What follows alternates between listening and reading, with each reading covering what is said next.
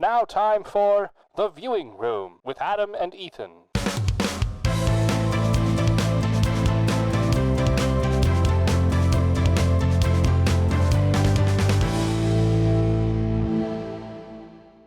Welcome to The Viewing Room, where we talk about films new and old, local and global. Today we're talking about Sharknado, which was released on July 11th, 2013 with a budget of $2 million. And that was my best impression of Dragon. Because I'm not Dragon, and as you can see, he is missing today because he's doing something, with his career and training and blah, blah, blah. Something important, Now, how it's more important than our world-famous podcast, I don't know, but it is what it is. And so because of that, we were forced to do something a little bit different today. And it's going to be fun. So I brought in 3 people that you probably already know, except for one. My dear father decided to stop by and make an appearance, not by phone, but by in person. So yeah, we'll take it away with that. So I texted you, and I said, hey, do you want to be on The Viewing Room for the second time, except this time not a phone appearance? And you said, sure, I can help you out. And then I said, we're reviewing Sharknado. yeah. It's the first and last time I'm agreeing to this without knowing what movie. I expect nothing less.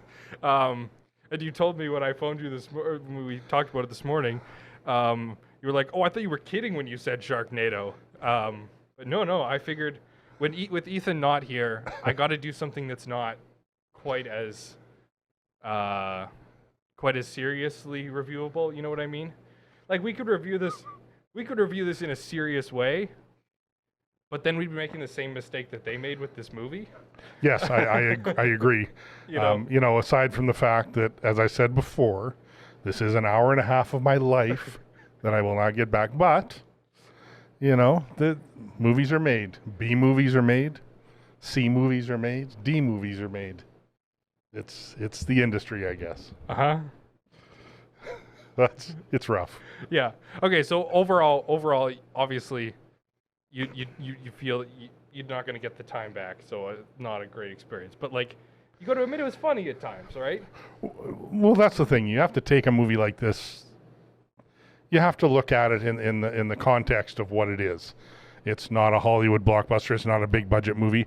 Who have you got in it? You've got Ian Ziering in the main part. He was in the main role. You're not going to have any idea about this, but he was one of the main characters in Beverly Hills 90210. That's where I know him from. Or no, not him. Sorry, no. No. I was looking at the other guy. Never mind. No. Beverly Hills 90210 back in the 90s. Yes. The original Beverly Hills 90210. And then Tara Reid, who was in American Pie and a lot of stuff like that. So there. Now, after I watched it, I was just refreshing myself on what Ian Ziering has done lately and Tara Reid and everybody. And when you read that your lead actor says, I had my doubts about this movie. I didn't want to do this. I saw the script and I didn't want to do it. But I needed to make enough money to keep up my insurance with the Actors Guild for my family. I'm paraphrasing a little here, but that's what you'd call a red flag. Yeah. But it was funny.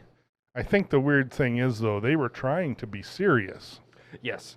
That's the problem. But in a way, it comes off as funny. I mean, I was laughing right out loud. Yeah. As I was watching, the cats were looking at me rather funny as I was watching it. But I don't think they got the humor.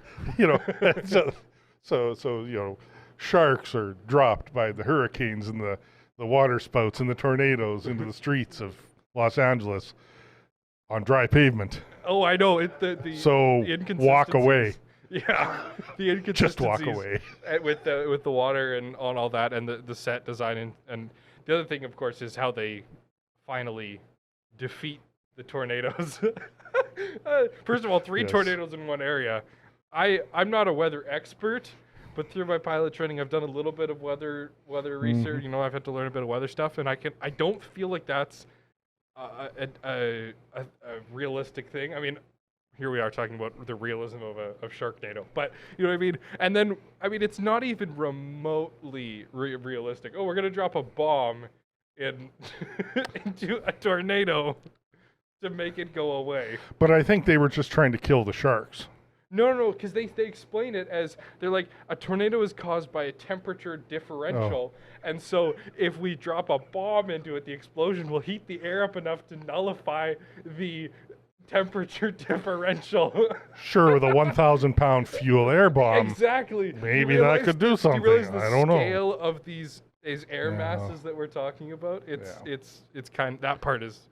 But I mean, a lot of this comes down to, I mean, obviously, like you say, the premise is ridiculous, but you can watch fun movies that have ridiculous premises, you know, fantasy and science fiction, I mean, really. But I think budget is a big thing because, you know, you watch the scenes and one moment there's 3 feet of water and fake shark fins and panic and terror, but then they cut immediately to, you know, 20 feet away on the street and the sun's shining and it's dry pavement. It's what you have to work with your budget and your locations. What do you think the budget for this movie is? Well, I didn't look. I don't know. I don't know. Take a guess. That was 2013 was the first one? 13. I don't know. $5 million. Gary?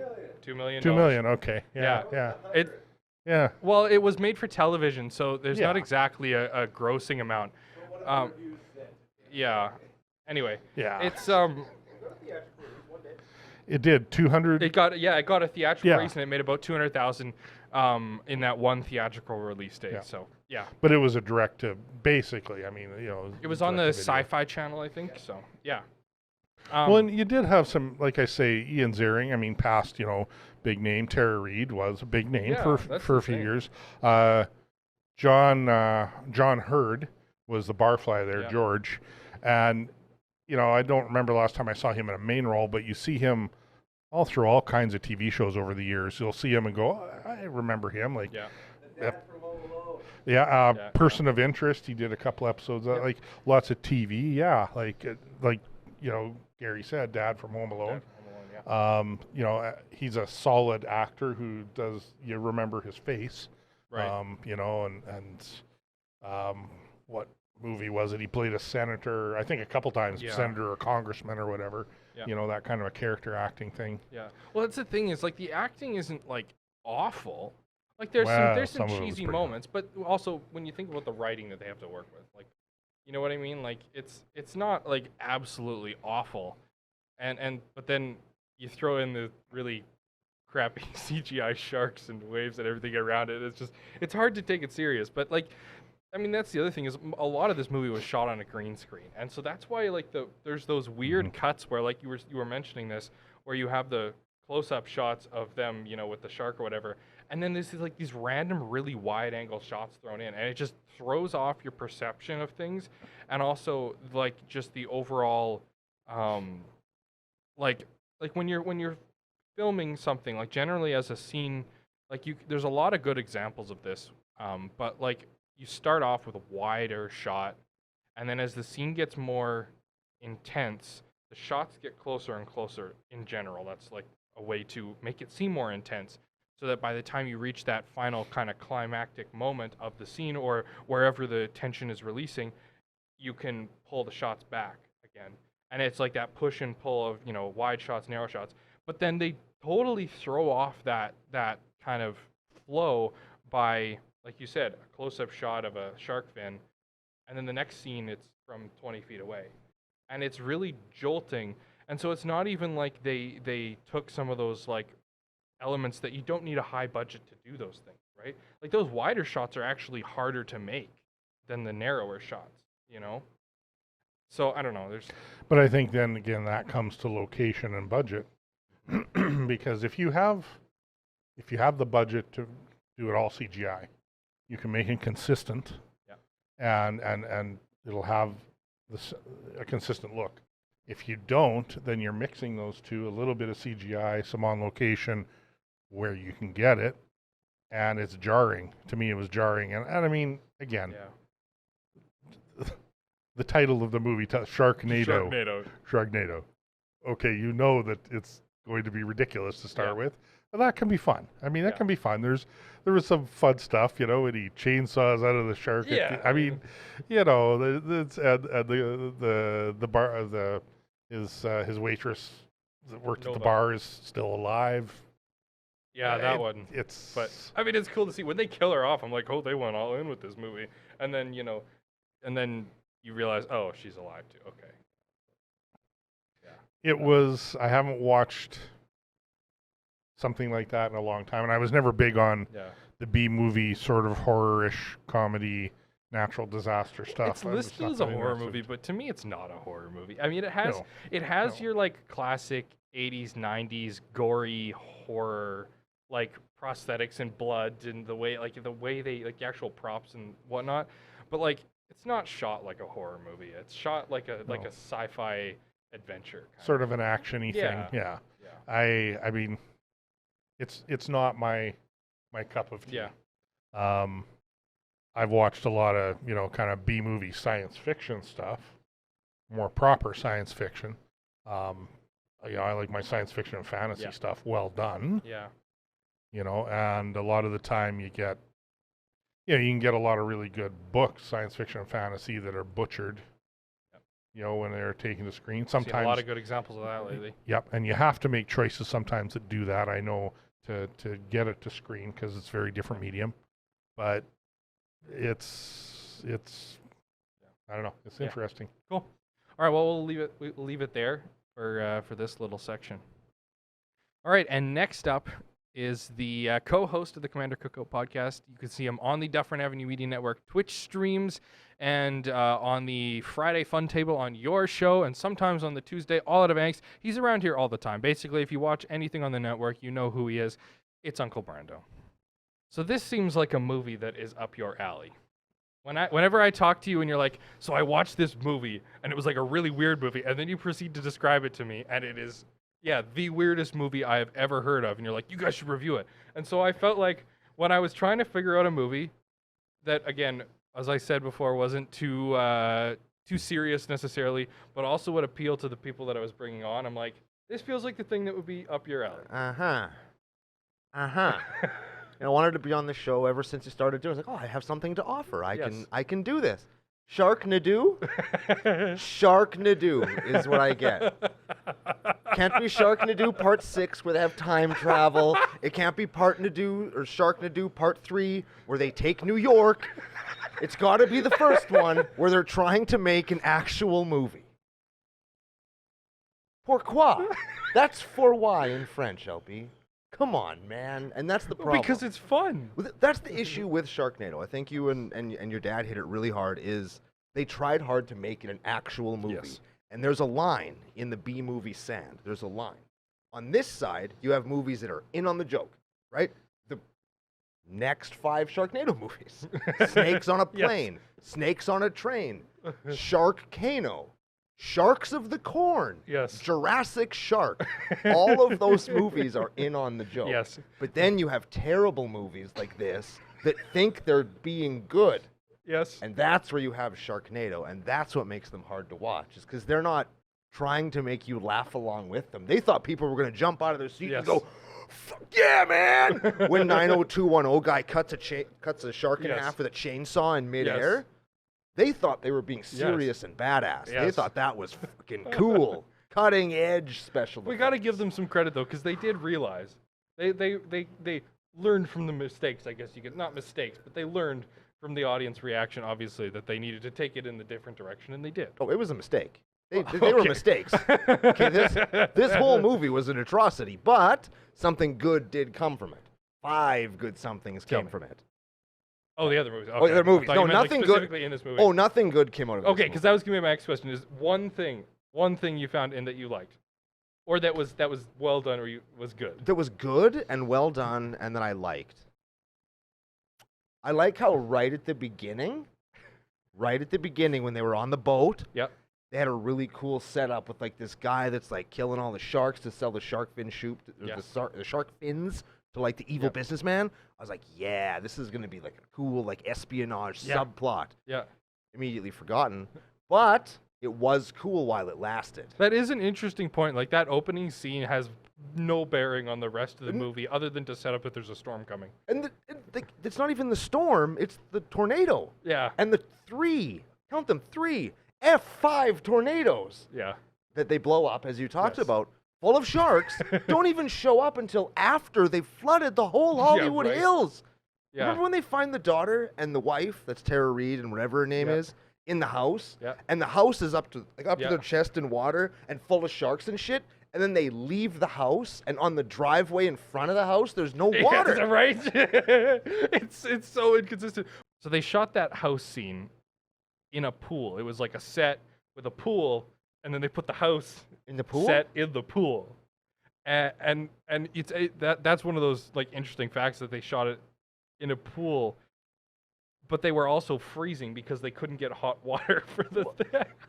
They were So in some of those shots, they're actually shivering because they're so cold. So they got Tara Reid, but not a heated pool. Yeah. That's what a $2 million budget with a lot of CGI shot in 18 days will do for you. Well, man, they could have just cut it down to 17 days and heated the frickin' pool.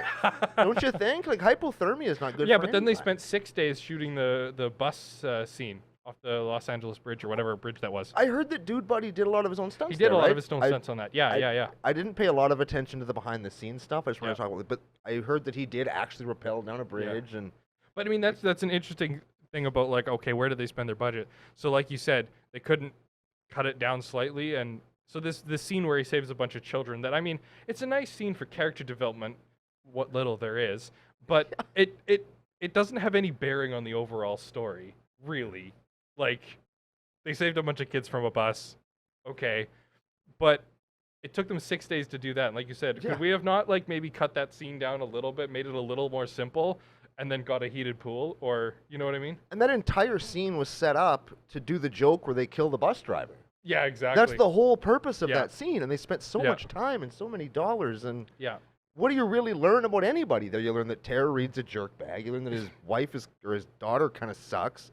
And he will go out and help people because he's a Yeah. hero. And we knew But that we already knew that already. We Right, already and that's knew my that. point, is, like, obviously they're trying to do character development, but, like, through this whole movie, do the characters really change? Except his wife.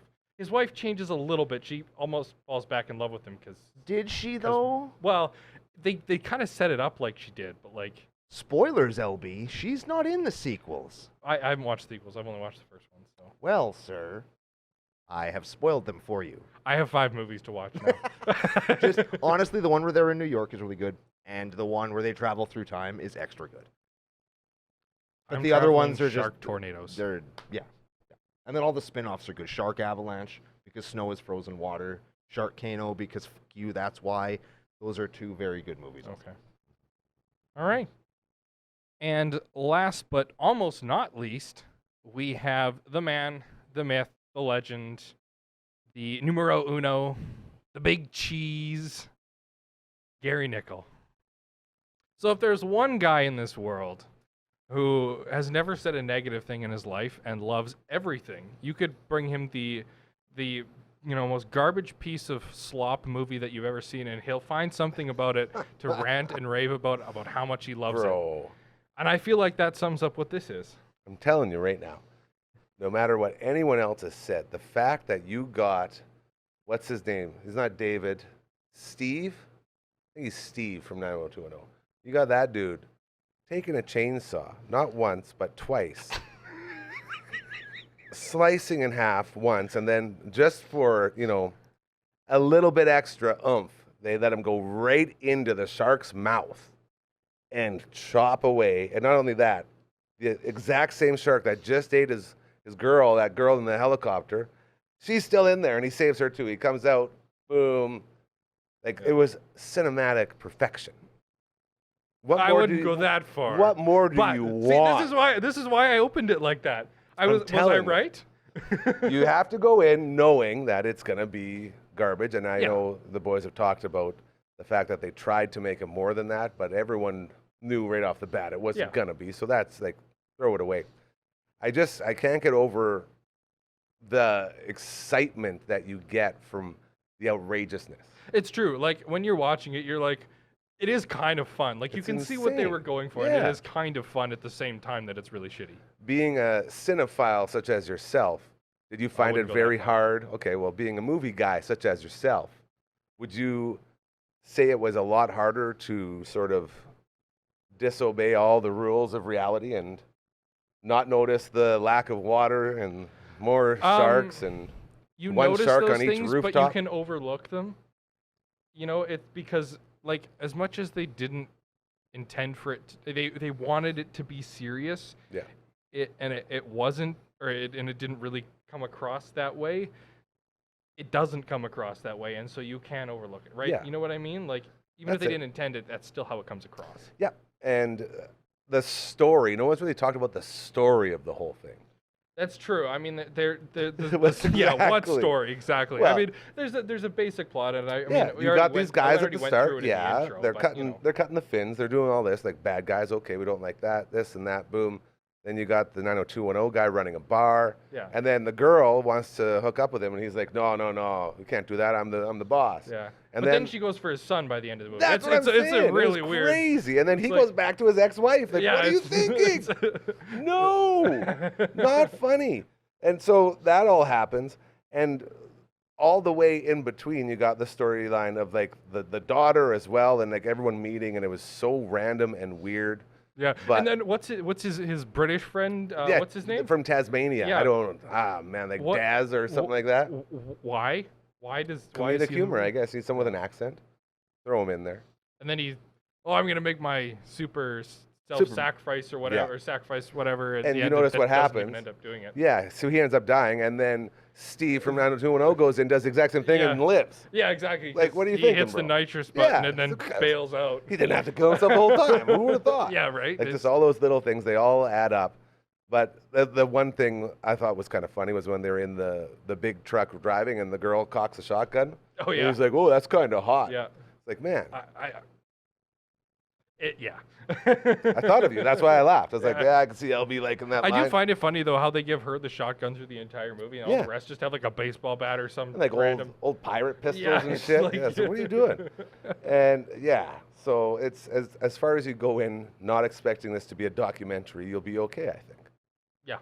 And it built that foundation for this giant franchise. It made billions of dollars apparently, and they I like, don't think it was billions. for the whole franchise. Oh, for the whole franchise. Yes, Okay, yeah, like yeah. something like 4 billion, like something insane. Yeah. Made and well, they made an I don't know, incredible but- VLT that they had at the Stratosphere in Las Vegas that I played a lot, which was really fun. So if you got a good VLT for your movie, I'm into that. And they did have another really good line with the Hollywood sign falling down. The guy's Yeah. like, "Oh man, my mom told me if I moved to Hollywood, it'd be the death of me." And then the sign falls on. Like it's just the most dumbest It's shit, but it another works. Another fun fact there, he actually wrote a couple of the songs that were for the movie. And the songs that, are another that thing. actor, That actor, I don't remember his name now. Yeah. I had it in my notes, but he wrote a couple songs. The for songs are movie. like Weird Al songs. Yeah, it's You know, it's the whole thing's just a parody of everything else, and Yeah. it's just, yeah. I thought it was for what it is, pretty good Yeah. stuff. well, it's interesting. It's funny you mentioned parody, and I'm gonna pull up the notes for this. Oh boy. So there's a whole bunch of Spielberg nods in this movie. There we go. So this is the list that somebody came up with. Somebody a lot smarter than me. So when the shark is on the Santa Monica Pier and attempts to attack, and they shove the air tank into his Jaws. mouth, that's Jaws. Yeah. The second same scene with the Ferris wheel rolling down the pier. Indiana Jones Temple of Doom. Well, that one. And then when the shark lands in front of the Chinese theater, it falls just behind Back the to the sidewalk Future. square. Yeah, but it also has the sidewalk square, and Spielberg's signature and handprints are in the cement. Oh, so it's his It's Walk like- of Fame, his yeah, star. Yeah. Interesting. And then when Nova and Matt go up on the helicopter was her name. and come up against the first tornado, she explains we're going to need a bigger chopper, which is Jaws again. Yep. And then you already got the boulder. So Nailed it. yes. See? Yeah, you It's already easy. knew them, but I don't know. I just think that's interesting that they. It's very funny. that, Like those nods to the guys that Yeah. you're parodying. And yeah, just the idea. I remember when it first came out, the idea of a movie about a tornado full of sharks. Like that was metal as shit, you know? It's like, man, okay, I'll go see what's up with this. I'll fuck around with that. And then all of a sudden it starts going, and you're like, oh. And at the time even it was very CGI-y, like Oh, you yeah. could tell. So Oh, everyone yeah. like there was that moment where like, yeah, we're serious. And everyone's like, no, you're not, but it's okay. They're like, oh, It's okay. He's like, yeah, it's fine. Just be you, bro. And then all of a sudden, boom, everything goes. They're going to space. Like Fast and Furious. The first couple of Fast and Furious were garbage. Yeah, well, And then Fast they and just Furious is go just like an this. excuse to drive End up in cars and do space. car stunts. And end up in space. Same don't, thing with the don't sharks. say it again. Don't Sharks say it again. in space. Sorry. It's the last one. This was the worst Sharknado movie by far. Well, yeah, but But it was it's the also one that laid the that spawned it, foundation. so, yeah. Yeah. Cool. This is great. Thanks for having me on. Thank you for I'm coming a on. big fan of the show. Yeah. Where's Dragon? Doing some film things. No, you're supposed I to don't make know. up something funny, dude. I don't know. I Like, thought that where's was- Dragon? Oh, I don't know. He's probably changing Network Ryan's oil in his truck. Probably. Yeah. That's the one. Yeah. Causing chaos, or no, wronging rights and bringing chaos to order. And most importantly, Maggie, what did you think of this? Poop? Really? Okay.